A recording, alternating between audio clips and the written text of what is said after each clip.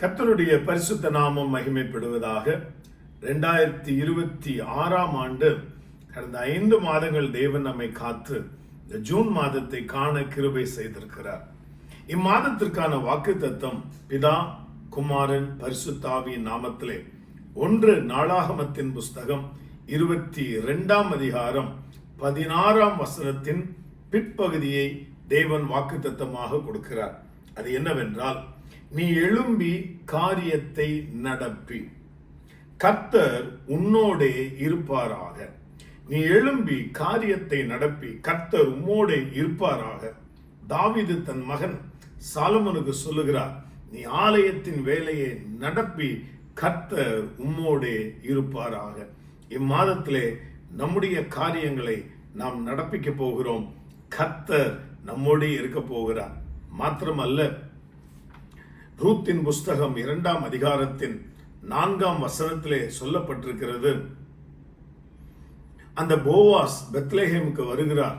தன்னுடைய களங்களுக்கு வரும்போது அந்த ஜனங்களை பார்த்து சொல்லுகிறார், கர்த்தர் உங்களை ஆசீர்வதிப்பாராக என்று.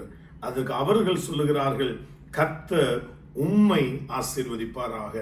வேலை செய்கிறவர்களுக்கும் ஆசீர்வாதம், அதனுடைய உரிமையாளருக்கும் ஆசீர்வாதம். யோசுவாவின் புஸ்தகம் 1ஆம் அதிகாரம் 9ஆம் வசனத்தை நாம் பார்க்கும்போது கர்த்தர் அங்கே சொல்லுகிறார், நீ போகும் இடமெல்லாம் உன் தேவனாகிய கர்த்தர் உன்னோடே இருக்கிறார். இம்மாதத்திலே நாம் போகும் இடமெல்லாம், கையிடும் வேலையெல்லாம் கர்த்தர் ஆசீர்வாதத்தை கட்டளையிடுவாராக. மாத்திரமல்ல, கர்த்தர் செருபாபேலுக்கு ஒரு வார்த்தையை ஆகாயின் புஸ்தகம் 2ஆம் அதிகாரம் 4ஆம் வசனத்திலே அவர் சொல்லுகிறார், வேலையை நடத்துங்கள் என்று கர்த்தர் சொல்லுகிறார், நான் உங்களுடனே இருக்கிறேன் என்று சேனைகளின் கர்த்தர் சொல்லுகிறார். அது ஆலய வேலையா அல்லது வீட்டின் வேலையா அல்லது நம்முடைய சொந்த வேலையா, எதுவாய் இருந்தாலும் இம்மாதத்தில் வேலையை நடப்பியுங்கள். கர்த்தர் நம்மோடே இருப்பாராக. God bless you.